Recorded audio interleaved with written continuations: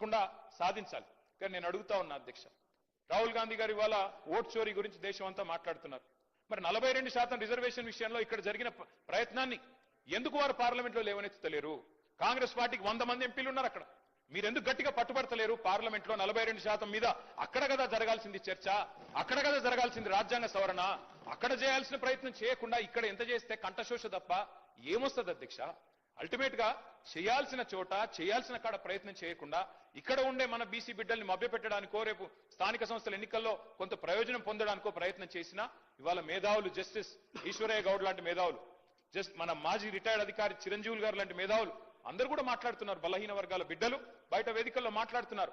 రాజ్యాంగ సవరణ చేయాలని చెప్పి కోరుతా ఉన్నారు. అధ్యక్ష, డిక్లరేషన్ ఒక్కటే సరిపోదు, డెడికేషన్ కూడా ఉండాలి అధ్యక్ష. డెడికేషన్ ఉంటే తప్పకుండా ప్రజలు హర్షిస్తారు, స్వాగతిస్తారు. మిమ్మల్ని నేను కోరుతా ఉన్నా అధ్యక్ష, మీరు చేసినారు ప్రయత్నం, ఒక హౌస్ హోల్డ్ సర్వేయింగ్ చేసినారు మీరు, దాని పేరు సిఈపిసి ఏదో పెట్టినారు. మాట్లాడితే మమ్మల్ని అంటారు కేసీఆర్ పాల్గొనలే, కేటీఆర్ పాల్గొనలే, హరీష్ రావు. సార్ మేము ముగ్గురం అఫిడవిట్లు ఇచ్చినాం, ఎలక్షన్ అఫిడవిట్లు మీ కాడనే ఉన్నాయి, ఎలక్షన్ కమిషన్ కార్డు ఉన్నాయి. అందులో నేను ఓసీఆ బీసీఆ మీకు తెలుసు, నేను పాల్గొంటే ఏంది పాల్గొనకపోతే ఏంది, కానీ తప్పు చేసింది మీరు. ఇవాళ 6% జనాభా తగ్గింది మీ సర్వేలో. కేసీఆర్ గారు చేసినప్పుడు హౌస్ హోల్డ్ సర్వేలో కేసీఆర్ ప్రభుత్వం చేసినప్పుడు 52% వచ్చిన బలహీన వర్గాల సంఖ్య 6% ఎట్లా తగ్గింది అనే ఆలోచన మీరు చేసిండ్రా? ఎక్కడన్నా రివ్యూ చేసిండ్రా? ఎన్నడన్నా ఒక్కసారి ప్రయత్నం చేసిండ్రా చిత్తశుద్ధితో? అది చేయలే. ఎంతసేపు ముగ్గురు పాల్గొనకపోతే 6% తగ్గుతుందా అధ్యక్ష? మేము కేసీఆర్ గారు, నేను, హరీష్ రావు గారు పాల్గొనలేదు. సరే, మాది ఏందో ఎలక్షన్ అఫిడవిట్ ఉండనే ఉన్నది, అందులో మేము ఓసీఆ బీసీఆ రాష్ట్రం అందరికి తెలుసు. తెల్లారలేస్తే ముఖ్యమంత్రి గారు దెప్పి పొడుస్తానే ఉంటాడు. కాబట్టి నేనేమంటున్నా అధ్యక్ష, మేము పాల్గొనంత మాత్రాన 52% 46% కాదు కదా అధ్యక్ష.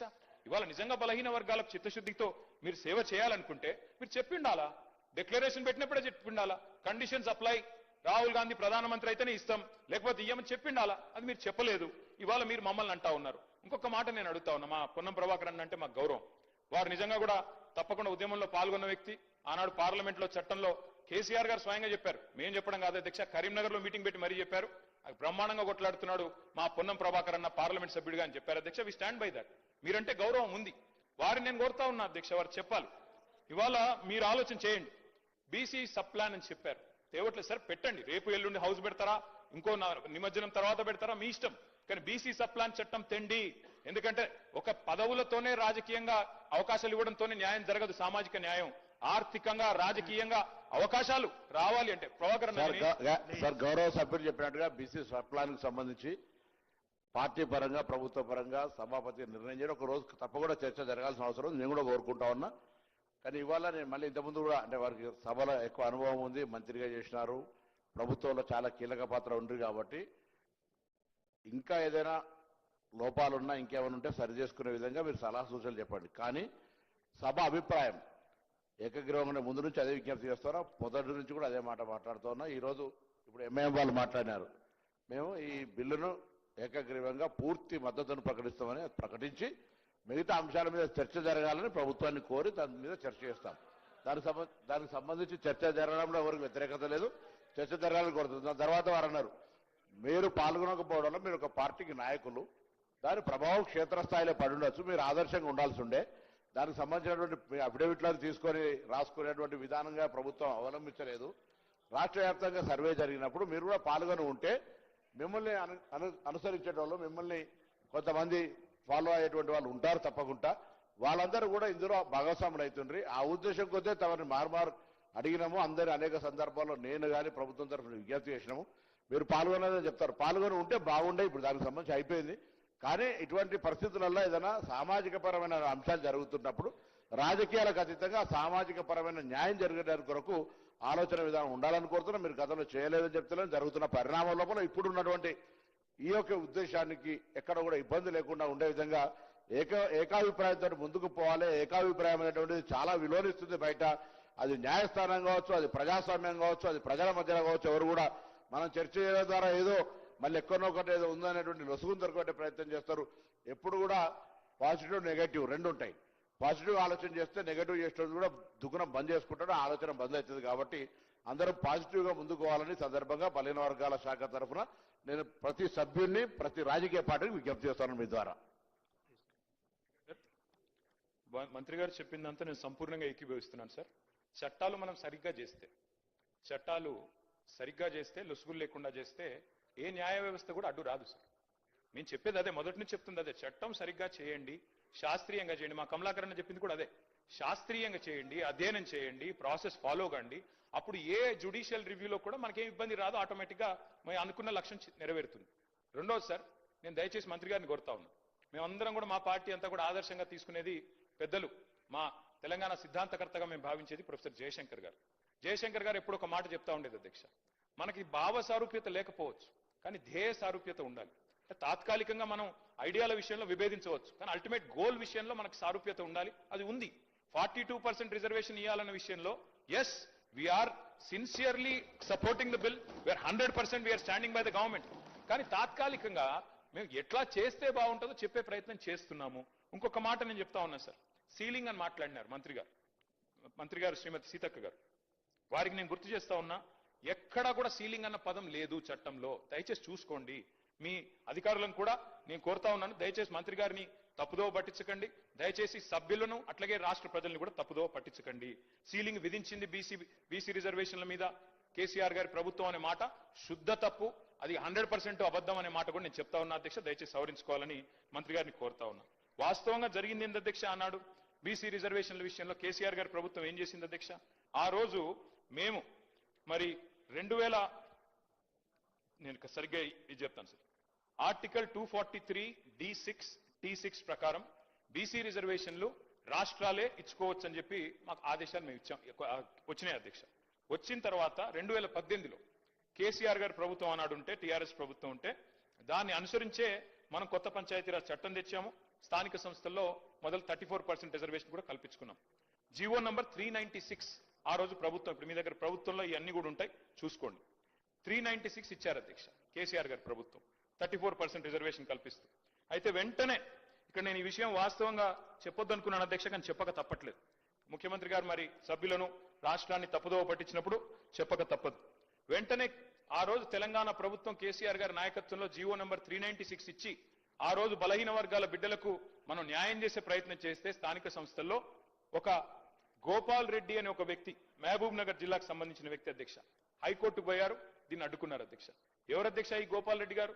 ముఖ్యమంత్రి గారికి సన్నిహిత బంధువు, అదేవిధంగా కాంగ్రెస్ పార్టీ నాయకుడు. ఆయన పోయి ఆ రోజు కోర్టుకు పోయి అడ్డుకున్నారు అధ్యక్ష. అడ్డుకోవడం వల్లనే ఆ రోజు కాంగ్రెస్ పార్టీ చేసిన నిర్వాకం వల్లనే ఇది జరిగింది. నేను గౌరవనీయులు కేటీఆర్ గారిని కోరుతా ఉన్నాను, ఇది మేము కూడా ఒకటి అప్పీల్ చేయడం జరిగింది అధ్యక్ష. మేము ఆ మున్సిపల్ బిల్కి సంబంధించి కానీ ఇప్పుడు సీతక్క గారు కూడా ఒక అప్పీల్ చేశారు.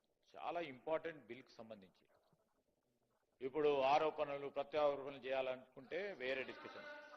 సార్ ఈరోజు నేను చెప్తా ఉన్నాం అధ్యక్ష, దానికి సంబంధించి మీరు వేరే రూపంలో పోయి దీన్ని ఆపు చేయకుండా ప్రయత్నం చేయాలని అందరినీ కోరిన, మిమ్మల్ని కోరిన, ఎవరిని కాదు, అందరినీ కూడా ఎవరన్నా ఈరోజు ఈ బిల్లు ప్రవేశపెట్టిన తర్వాత ఏదో రూపంలో పోయి దీన్ని కాంగ్రెస్ ప్రభుత్వానికి మంచి పేరు రావు. కాంగ్రెస్ ప్రభుత్వం అని కాదు, బలహీన వర్గాలకు సంబంధించి దయచేసి ఇంతకుముందు మా సహచరులు పొన్నం ప్రభాకర్ గారు చెప్పినట్టు మీరు ఆమోదం చెప్తా ఉన్నారో లేదో అని రెండు విషయాలు చెప్పి ఈ బిల్లును మనం పాస్ చేసుకుంటే బాగుంటుందని మా అభిప్రాయం.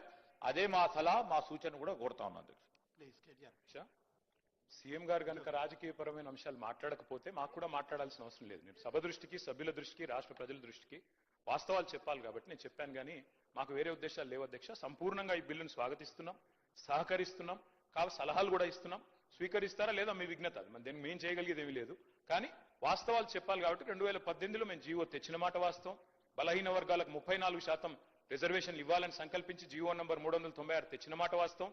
గోపాల్ రెడ్డి అనే నాయకుడు అడ్డుకున్న మాట వాస్తవం. వారు ముఖ్యమంత్రి గారికి దగ్గరి బంధువు అన్న మాట వాస్తవం. మహబూబ్ నగర్ జిల్లా అన్నది వాస్తవం. అందులో నేనే తప్పు చెప్పట్లేదు, వక్రీకరించట్లేదు. అట్లాగే అధ్యక్ష ఇంకొక మాట నేను చెప్పాలి అధ్యక్ష, ఒక్క మాట దయచేసి నేను ప్రభుత్వానికి కోరుతా ఉన్నా అధ్యక్ష. మీరు మాట్లాడితే ఇందాక వేరే ఫామ్ లో రండి, మరి హౌస్ ఎన్ని రోజులు నడుపుతారో ఇప్పటివరకు చెప్పలేదు అధ్యక్ష. నిన్న మా హరీష్ రావు గారు, ప్రశాంత్ రెడ్డి గారు ఇద్దరు బీఎస్సీలో ఉన్నారు, అడిగారు 15 రోజులు నడపండి, ఎరువుల కొరత ఉంది, 15 రోజులు నడపండి, రాష్ట్రంలో వరదలు వచ్చి సమస్యలు ఉన్నాయి, 15 రోజులు నడపండి, బీసీల సమస్య చర్చిద్దాం, బీసీ డిక్లరేషన్ ఒక రోజు పెట్టండి అధ్యక్ష.